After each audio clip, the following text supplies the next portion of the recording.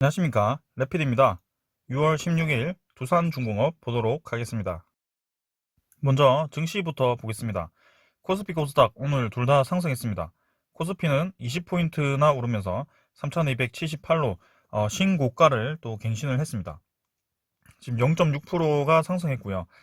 사실은 이제 해외 증시들이 좀 약세를 보이면서 테이퍼링에 대해서 좀 우려. 이제 오늘 저는 이제 새벽에 FOMC 결과가 나올 거라고 생각을 했었는데 실제로는 이제 오늘 새벽이죠.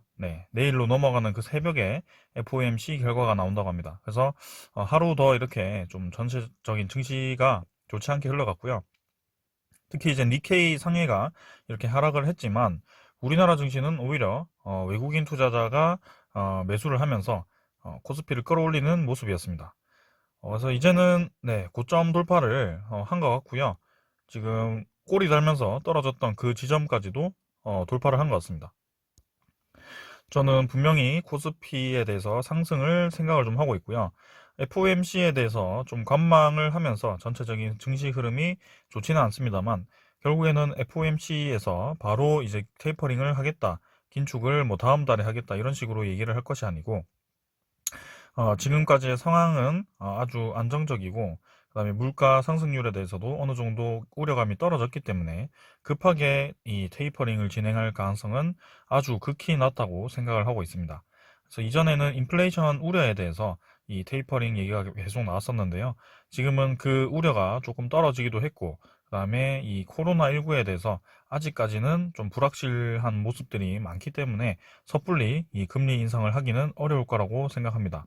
거기에다가 거기에 이제 미국 국채 금리가 좀 이제 많이 하락을 하면서 이제는 좀 안정권으로 좀 유입이 되었다라고 생각이 되고요. 주식 시장으로 하여금 다시 한번 이 투자자들이 들어올 수 있을 법한 그런 상황이 만들어지고 있습니다. 자, 그래서 새벽 결과에 따라 또 테이퍼링 일정에 대해서 좀 이제 연기가 된다거나 시장 예상과 시장의 우려보다 좀 이제 괜찮은 회의록이 나온다면 분명히 코스피는 내일 크게 상승할 수 있는 자리다라고 말씀을 드리겠습니다. 자, 그래서 지금 테이퍼링 우려에 대해서 외국인이 나갈 수도 있는 상황에서 우리나라 증시에 이렇게 들어왔다는 점, 그 다음에 이전에 5월 초, 그 다음에 4월 말부터 해서 외국인이 좀 많이 이탈을 했었는데요. 인플레이션에 대해서, 그 다음에 그 금리 인상에 대해서 이미 선반영이 좀 되었다라고 얘기를 하는 것 같습니다. 그래서 긴축 불안을 날리고 대형주 랠리에 이제 코스피가 사흘째 이렇게 신고가를 달성하는 모습이고요. 이제 글로벌 증시 안도 랠리가 이어질 거라고 예상을 하고 있습니다. 그래서 좋은 소식들이 지금 기다리고 있으니까 조금 더 상황을 지켜보시면 될 것 같고 저는 오늘 삼성전자를 신규 매수를 했다고 공지를 드렸습니다. 그래서 오늘 좀 많이 샀고요. 삼성전자는 오를 수 있다고 생각합니다. 그 다음에 이 선물 지수는 지금 테이퍼링을 우려를 해서 조금 이제 전체적인 보합 혹은 조금 약세를 띠고 있는데 이것도 이제 오늘 새벽이면 결판이 날 것 같습니다. 외환 같은 경우는 거의 비슷하게 유지가 되고 있고요. 그래서 오늘 이 정도로 보고 증시 넘어가도록 하겠습니다.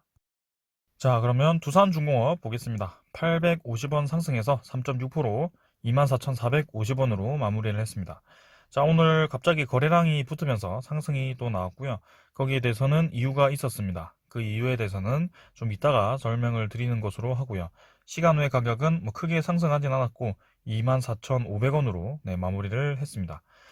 여전히 거래량 자체는 크게 막 의미 있게 많이 터졌다라고 보기는 어렵고요. 이제 점진적으로 좀 감소를 하다가 살짝 이제 증가를 하면서 약간 그 일회성 이슈에 대해서 상승을 했다라고 생각을 하기 때문에 이대로 V자로 올라간다라고 보기는 조금 어렵고요. 여전히 이 23,000원을 바닥으로 다지고 그 위아래로 한 10% 정도 왔다 갔다 하는 수준이 되지 않을까라는 생각입니다.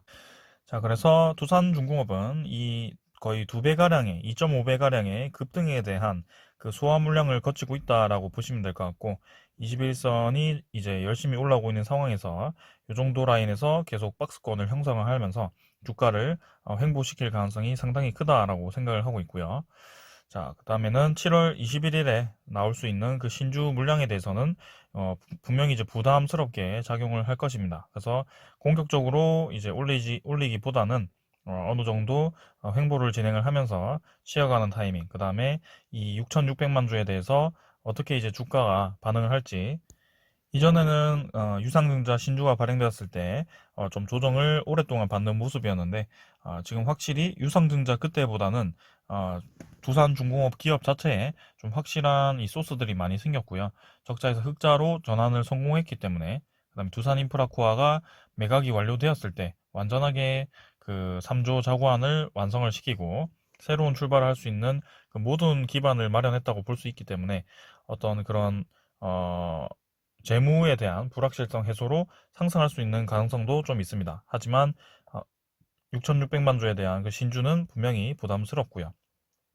자, 그래서 저는 지금 당장 이 거래량이 사실 감소하다가 좀 증가하는 구간에서는 추가적으로 더 상승할 수 있는 기미가 있지만, 지금 당장에서는 두산중공업이 고점을 돌파해서 쭉 올라간다라고 보기 어렵기 때문에 신규 매수를 하지 말라고 하는 거고요. 지금 들어가봤자 사실은 위로 올라가서 10% 많아봤자 이제 10% 정도의 수익을 얻긴 하는데, 거기에 따른 이제 위험 부담이 너무 크기 때문에 이제는 횡보하거나 조금 이제 21선을 태우고 가다가 신주가 상장되었을 때 좀 이제 조정받을 수 있는 가능성도 농후하기 때문에 저는 이제 좀 지켜보시라고 말씀을 드리는 거고요. 만약에 트레이딩을 좀 잘 하시는 분들이라면 두산중공업은 뭐 위아래 10% 왔다 갔다 하는 구간에서 충분히 네, 단타로 분명히 수익을 얻을 수 있는 분들이 있을 겁니다. 그런 분들은 뭐 저의 이제 그런 조언에 상관없이 투자를 하시면 될 것 같고요. 저는 이제 조심스럽게 말씀을 드리기 위해서 이렇게 좀 보수적으로 설명을 드린다는 점 양해를 부탁드리겠습니다. 그래서 분명히 이제 상승에 대해서는 좀 오랫동안 횡보를 하는 구간이 필요했기 때문에, 이전에도 그런 패턴을 좀 보였었기 때문에 조금 지켜볼 거고요. 이때처럼 횡보 한 2주, 3주 정도 하다가 다시 한번 이렇게 올라갈 거다라고 생각하시는 분들도 있겠지만, 사실은 이제 두산중공업 시가총액을 생각을 했을 때는 이미 저 때보다는 지금 많이 올랐거든요. 거의 6배 가량 상승을 아니죠. 6배보다는 한 얼마였죠 아까?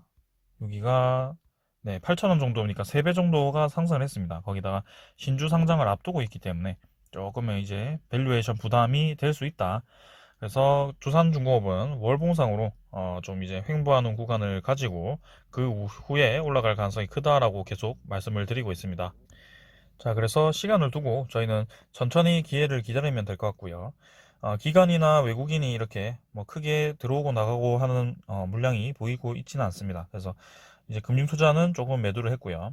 연기금은 계속해서 매수하지 않고 그냥 매도량을 줄이고 있긴 합니다만, 매수를 다시 들어오지 않고 있다는 점에서는 조금 이제 두산중공업의 매수 세력이 조금 부족하지 않겠나, 뭐 그런 생각입니다. 그래서 지금은 네, 외국인이 이렇게 매수로 조금 접근을 하면서 공매도 상환을 좀 진행하는 것으로 보이는데요.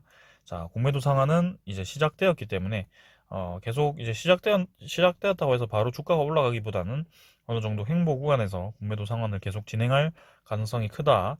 뭐 그렇게 말씀을 계속 드렸습니다. 그래서 어느 정도 저점, 네, 공매도 잔고가 저점을 딛고 네, 자리를 잡았을 때 다시 한번 관심을 가져도 될 것 같고요. 네, 큰 이슈가 있기 때문에 그 큰 이슈에 굳이 주사위 던지기를 해서 네, 주가에 명운을 걸 필요는 없다고 생각합니다. 그래서 분명히 주식 투자를 하실 때는 노림수를 가지고 투자를 하시라라고 저는 말씀을 드렸고, 그 노림수가 아닌 구간에서는 그냥 조심스럽게 보면 될 것 같습니다. 자, 공매도 잔고 한번 확인해 보겠습니다. 오늘 1259만 주로 네, 또 감소를 했고요. 이제 서서히 네, 공매도 잔고가 감소하는 모습은 긍정적으로 보입니다. 하지만 이 평년의 평균의 그 공매도 잔고로 가기 위해서는 여전히 이제 갈 길이 좀 멀다라고 보여지고요. 1700만 주 고점을 찍고 1200만 주, 1250만 주 가까이 이제 500만 주 정도 상환이 좀 되었는데, 아직까지도 상환될 양이 많아 보인다. 그래서 공매도 거래량이 좀 확실히 줄었다는 것은 긍정적으로 보고 있고, 계속해서 이 감소 추세를 이어갈 것인지 주목을 해서 보시면 되겠습니다. 자, 이제는 공매도 공격에 의해서 주가가 급락을 하기보다는 어느 정도 자리를 잡아서 계속 옆으로 횡보를 시킬 가능성이 좀 있다고 보여지네요. 자, 그 다음에는 두산중공업의 대차장고 한번 보겠습니다. 대차장고 보시면 5,680만 주죠. 그래서 어제보다 더 감소를 한 것 같은데요. 이제 공매도 잔고가 좀 줄다 보니까 대차 잔고도 같이 좀 줄어드는 것 같습니다. 그래서 서서히 이 신용 잔고에 변화가 생기고 있고요. 두산중공업은 지금 경고 종목이기 때문에 어제 이제 주주분들이 친절하게 알려주셨는데 신용의 이 신규 매매가 안 되는 것은 경고 종목으로 지정이 되었기 때문에 불가한 것이고요. 이제 신용 잔고도 열심히 좀 감소를 하고 있는 모습입니다. 사실 이제 경고 종목이 좀 풀렸을 때 반짝 이제 상승할 수도 있는 가능성이 있기 때문에 거기에 대해서 좀 노림수를 가지고 들어가셔도 될 것 같고요. 거기에 대해서는 제가 이제 트레이딩 입장에서 막 매일매일 주가를 알려드리기보다는 저는 전체적인 흐름을 알려주기 때문에 그 뭐 경고 종목이 풀렸을 때 상승이 나오는 것에 대해서는 여러분들이 좀 판단을 하셔서 트레이딩 하시면 좋겠습니다. 자, 일단 저는 전체적으로 좀 보는 그 종목이라고 생각하고 천천히 한번 가져가 보도록 하겠습니다. 두산중업, 아까 뭐 대차장고 이후에 또 다른 거를 말씀드리면 외국인 추정이 15만 주에서 당일이 또 64만 주로 또 추가로 매수를 했고요. 자, 6.4% 정도를 찍고 이제 지분이 7%까지 다시 한번 증가를 했습니다. 자, 그래서 이 증가 구간이 공매도 상한이 진행되면서 이 보유율이 다시 한번 늘어나는 모습이고요. 자, 이제 역시 공매도 세력은 외국인이 두산중공업을 주로 눌렸다라고 좀 보여지네요. 확실히 상환이 좀 되고 있기 때문에 좀 더 긍정적으로 바라볼 수 있겠다. 자, 그 다음에는 두산중공업 오늘 오른 이유에 대해서 소식에 대해서 좀 확인을 해보겠습니다. 자, 송영길 그 여당 대표죠 이제. 그래서 원자력 필요성 언급을 하면서 이 또 두산중공업 이외에도 다른 원자력 관련 주식들이 급등을 했습니다. 자, 계속해서 이제 원자력에 대해서 필요성이 언급이 되고 있고요. 이제 더불어민주당 대표까지도 이렇게 원자력의 필요성을 언급을 하면서 두산중공업을 이렇게 끌어올리는 좋은 발언을 좀 하셨습니다. 그래서 어, 재생에너지만으로는 완전한 이 탄소 중립을 이루는데 한계가 있다. 그래서 상당기간 수소, 원자력, 재생에너지 등을 종합적으로 활용한 에너지 믹스 정책이 불가피하다라고 말했고요. 자, 이게 사실은 탈원전 정책을 고집을 할 때 우리들은 이미 거기에 대해서 정책의 한계에 대해서 꼬집어 왔었고, 그 다음에 미국 등 선진국들은 이미 믹스 정책을 진행을 하고 있었는데 이제 와서 이렇게 좀 바꾼다고 합니다. 아무튼 두산중공업이 좀 좋은 방향으로 갈 수 있는 발언을 했기 때문에 지금이라도 조금은 늦었다는 느낌이 들지만 지금이라도 이렇게 미국과 협력을 해서 좋은 방향으로 갈 수 있어서 다행이라고 생각합니다. 자, 그래서 탈원전 정책으로 내세운 이 분과 그 다음에 정반대되는 입장을 내놓으면서 레임덕이 진행되고 있는 게 아니냐라는 관측을 이렇게 보이고 있다고 합니다. 사실 뭐 여기에 대해서는 너무 정치적인 얘기고요. 일단 우리가 중요하게 봐야 될 것은 재생에너지로만 탄소 중립을 이룬 데는 한계가 있다. 이것이 중요하고요. 이게 뭐 내년에 뭐 정권이 어떻게 될지는 사실 뭐 잘 모르겠습니다만 어디가 됐든 간에 이제는 이렇게 탈원전보다는 이제 원전과의 믹스 정책을 펼칠 가능성이 크다. 그래서 이 두산중공업은 앞으로도 원전에 대해서 뜨겁게 관심을 받을 가능성이 크다라고 보여지고요. 지금 우리가 오랫동안 기다려왔던 만큼 앞으로도 더 큰 수익을 얻을 수 있을 거라고 생각합니다. 자, 하지만 우리의 예상보다 훨씬 빠르게 이제 급등을 했던 그 높이만큼 조금 이제 옆으로 횡보하는 기간도 필요하기 때문에 시간을 가지고 보신다면 두산중공업은 더더욱 주가가 상승하지 않을까. 그래서 원자력 수주가 본격적으로 좀 진행이 된다면 저는 사실 두산중업 시가총액은 한 30조 가량도 가능하다고 봅니다. 그래서 우리나라의 코스피의 10위 안쪽으로 또 다시 한번 이 두산그룹 이름을 밀어넣지 않을까라는 생각이고 체코 원전이 계속해서 언급이 좀 되고 있습니다. 그래서 체코 원전을 수주하기 위해서 우리나라가 굉장히 공을 들이는 것 같고요. 어제 이제 말씀을 드렸지만 체코 원전에 이미 가격 경쟁력에서 우리나라가 굉장히 우위를 점하고 있다고 합니다. 그래서 미국 원전에 비해서 3분의 1 정도로 네, 이렇게 싸고요. 프랑스 원자에 비해서 2분의 1 정도로 싸다고 합니다. 근데 가격이 싸다고 해서 원가 절감을 통해서 원자력 기술이 떨어지는 것이 아니고 그 원자력 기술은 이미 UAE에서 검증이 되었기 때문에 이 체코 의회 협회에서 네, 굉장히 뜨겁게 관심을 가지고 우리나라에 몰래 방문을 해가지고 네, 비밀리에 이 원자력 협력에 대해서 얘기를 좀 했다고 합니다. 그래서 신한울이 아니고 신고리죠. 신고리 5, 6호기를 네, 건설 진행 중인 현장을 보면서 네, 또다시 좋은 방향으로 얘기를 많이 했을 것 같고요. 체코 원전의 입찰은 이제 내년쯤에 네, 내년에 진행할 거고요.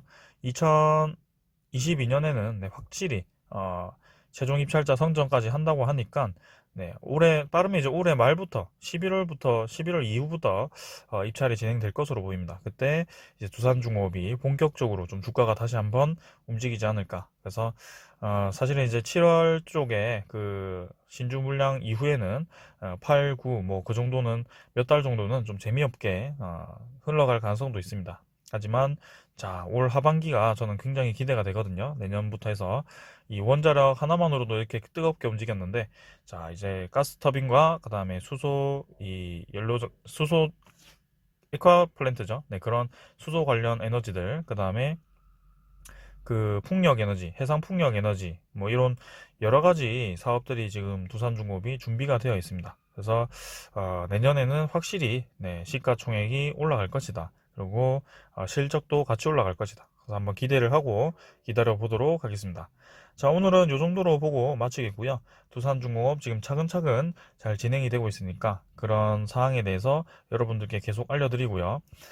저는 이제 시청자들이 제가 내린다고 하면 사실 좀 불편하게 보시는 분들도 많고 한데 일단은 사실적으로 좀 저의 그 제가 보는 관점에 대해서 사실적으로 말씀드리는 게 제 의무라고 생각을 하고요.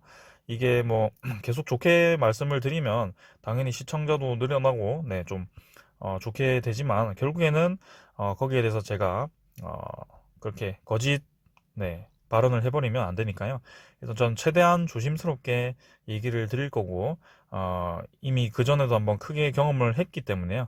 네, 계속 한번 이런 식으로 네, 횡보하는 방향, 그 다음에 조금은 이제 지금 단기간에는 조정을 받을 수 있는 방향으로 말씀을 드리도록 하겠습니다. 뭐 초단기로 따진다면 네, 30분 봉을 보고 이렇게 뭐 트레이딩 관점에서도 말씀을 드릴 수는 있습니다.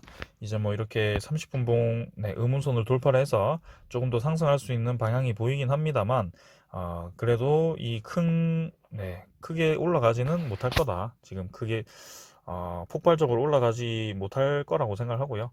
네, 어느 정도 반등을 하다가 다시 한번 박스권 안으로 들어올 거라고 생각합니다. 그래서 이번에 좀 반등을 해준다면 이제 두산중공업의 그 박스권 상단 라인이 정해지지 않을까라는 생각이고, 자, 여기서 한번 다시 떨어져서 하단 라인을 잡으려면 21선 정도가 아닐까, 뭐 그렇게 생각을 하면서 대응하시면 되겠습니다. 자, 오늘은 여기까지 하고요. 넘어가도록 하겠습니다. 자, 여러분들 내일 뵙겠습니다. 감사합니다.